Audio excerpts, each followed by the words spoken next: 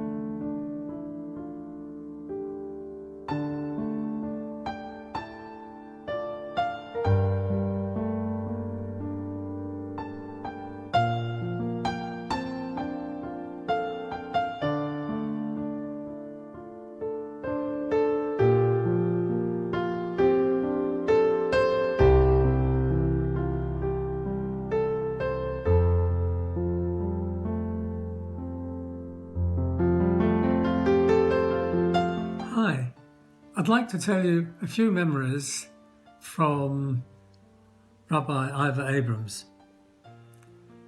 We were both together at the beginning of 1975 and we very soon became very, very good friends, possibly because we were both from Lancashire, he from Manchester and me from Lytham St Anne's.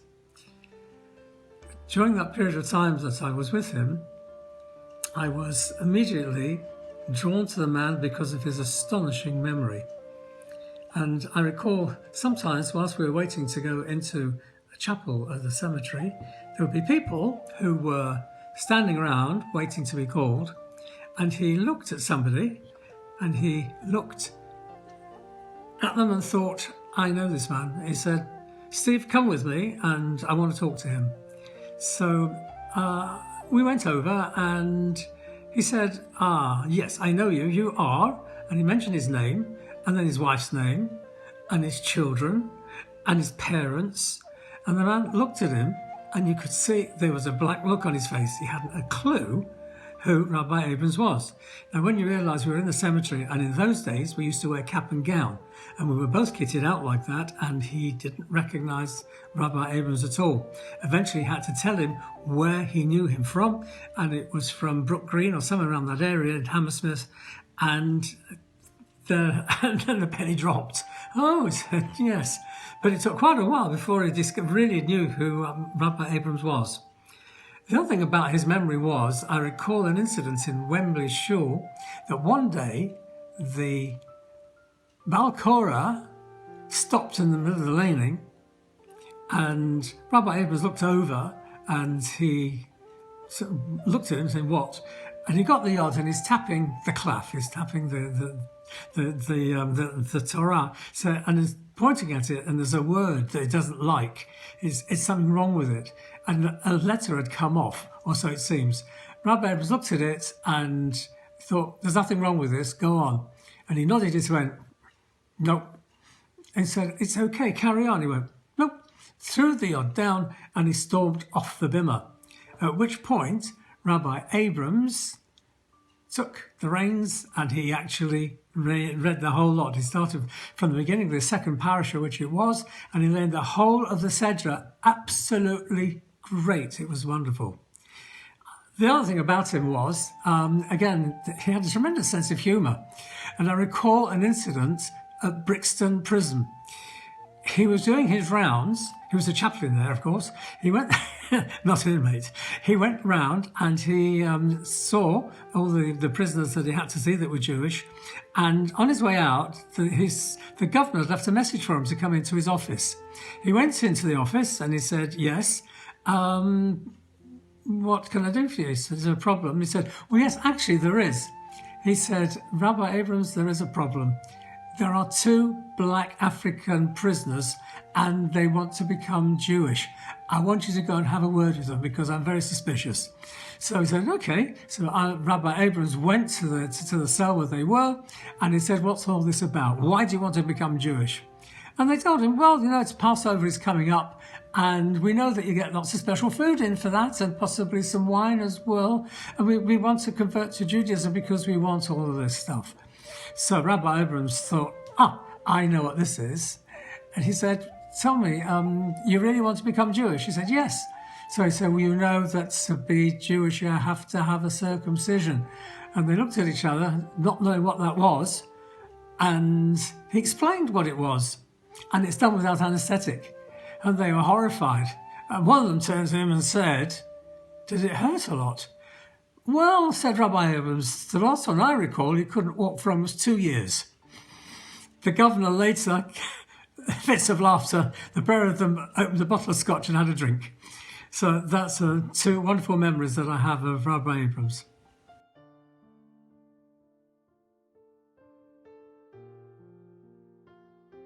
Hi, for those of you who may remember me, I was Naomi Abrams and was fortunate enough to have Rabbi Abrams as a father. Sadly, he died a long time ago and at a young age, so it is hugely gratifying to read and hear from anyone who remembers him. A smile touched my lips as I read a comment from one of the members about how quickly my dad was able to daven. When we were young, my dad and I used to have competitions at Seder night to see who could speed through Chad Gadya the fastest. And by the end, I was winning. Until my son came along, who is named after my dad, and then he took over the fastest Hebrew reader mantle from me. My father was a wonderful man, and I could honestly say that I have never met anyone who had a bad word to say about him. He was non-judgmental, modest, sensitive, and hard-working. All this coupled with a terrific sense of humour and fun. When away from the parish, he would never introduce himself as a rabbi and enjoyed discussions and jokes with people who may not have had preconceived ideas about what they could and could not say in front of a rabbi.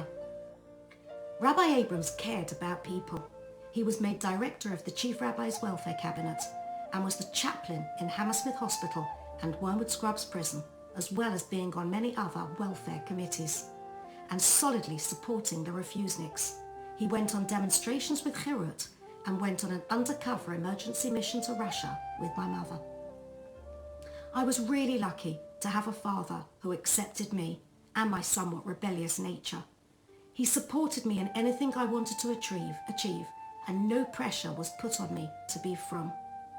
I've offered my own children the same choices and independence. He was forward-thinking and was one of the first United Synagogue rabbis to endorse bat mitzvah ceremonies. His sermons were thought-provoking and wide-ranging. He was a popular leader who gained a reputation for applying Jewish law in a way relevant to modern life. He believed in divorce if 2 people were unhappy, and he treated everyone and every situation with diplomacy and sensitivity. My father had so many outstanding qualities, and I have tried to follow some of the examples he set. Before he died, he had wanted me to have a gap year and to attend Manchester University, and I completed both those things. The world was a darker place when he left it, as he was truly a shining light. So many thanks to all of you who provided stories and memories. Truly appreciated. May his memory be for a blessing, and on behalf of my mother and my sister, I wish you all brachot for continued good health.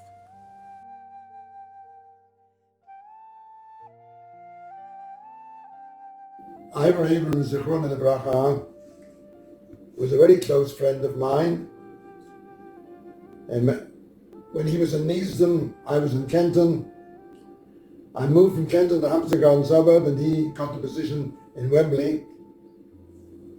But while he was still in Easton, we were already Chavrusses, three of us. He, Mayor Lev, Chazan Mayor Lev, and I met regularly, usually at his house, to learn together at least once a week.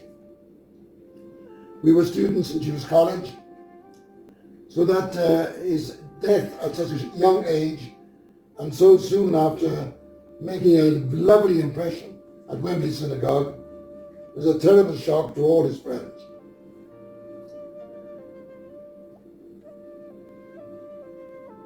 We were in Jewish College together, and he was one of the Chevra. He was a very good table tennis player. He was an exceptional Balkora, a fine preacher. And one of his achievements, which were most recorded and most appreciated, I think, was the fact that he was a prison visitor, and in fact he was the main prison chaplain for all the prisons on the United Synagogue. As I said, his Baal career as a Baal career was exceptional. As a Baal Tefillah, he was exceptional. He came from the Manchester School, where so many great rabbis came from, starting off in the Balkan Cheder, like so many did. And he was, as I said, a very good friend, a very fine minister, and was very, very much missed by all his friends and all who were in contact with him. And in the short time that he was at Wembley, he made an exceptional impression. 40 years since he passed away, one just can't believe it. But Yeh Zechro Baruch, to Madeline and to all the family, we once again give our condolences and our closeness, our feeling of closeness to you at this moment of remembrance. And it's wonderful that the remnants of the Wembley community, and those who are left, are doing this tribute to him, particularly Elan here in Israel, and Kol HaKavod to you all.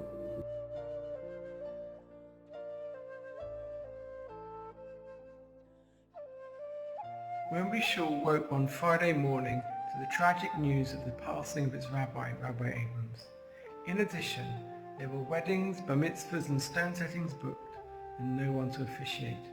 The shul is forever grateful to its founding rabbi, Rabbi Meir Berman, who came out of retirement at a moment's notice to assist the shul through this time.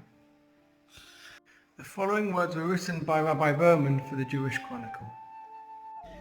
The Jewish community of Wembley has been plunged into mourning by the sudden death of its rabbi. Rabbi Abrams identified himself with the religious, cultural and social life of the congregation and was respected by the entire membership for his devoted sincerity and his dedication to duty. His pleasant manner and happy disposition made him easily approachable to all who sought his guidance and help. His death at the prime of life is a tragic loss to Anglo Jewry. I remember Rabbi Abrams very well. He was a lovely rabbi for our congregation. I also remember how he came dressed up on the Purim Spiel and nobody had a clue who it was. There was this lady walked in and she was looking in her handbag. Nobody had a clue who she was.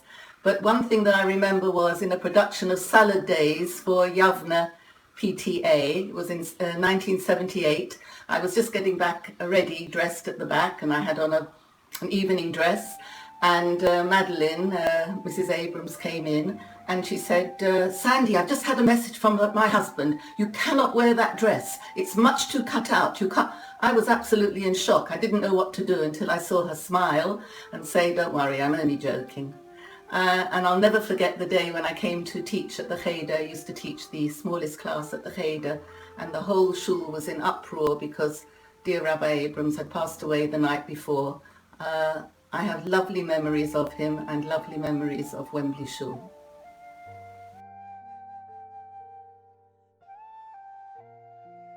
I've been asked to say a few words about the late Ivor Abrams, Zichron Livracha. Ivor was at Jude's College with me around about 1954-55. We joined together. We were extremely great friends, and so much so that when I was courting my dear wife Phyllis, he actually we was invited to Phyllis's 21st birthday party in 1959.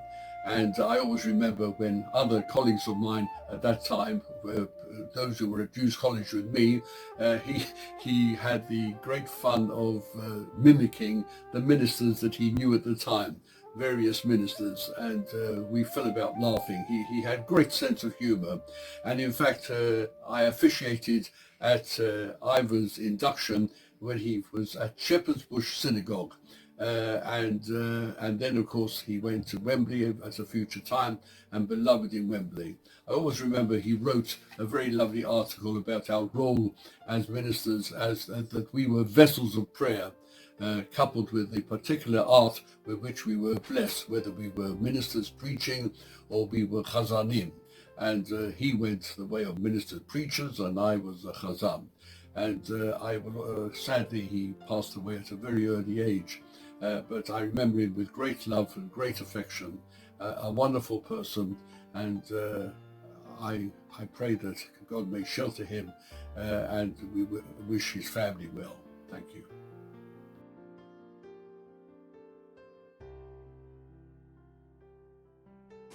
Rabbi Ivor Abrams, Zecher Livrocha, and I, Aaron Meir Lev, Rabbi ben Chaim ben Amesim, first met in 1947 when he became a rabbi in Shepherd's Bush Shul.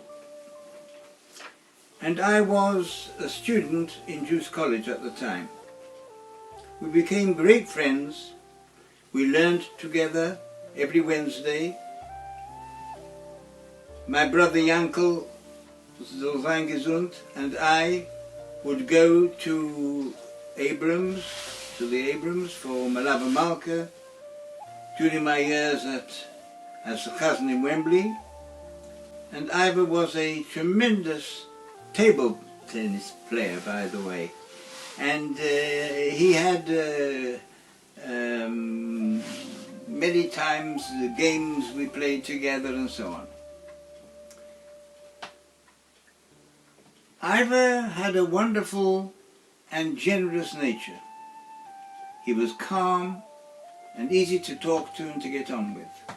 As a rabbi of a large congregation, he was able and willing to help his congregants with any problems they may have had. His Patira was a tremendous shock to all his friends, to his family, of course, and the congregation, and to the larger Jewish community. He was and is sorely missed.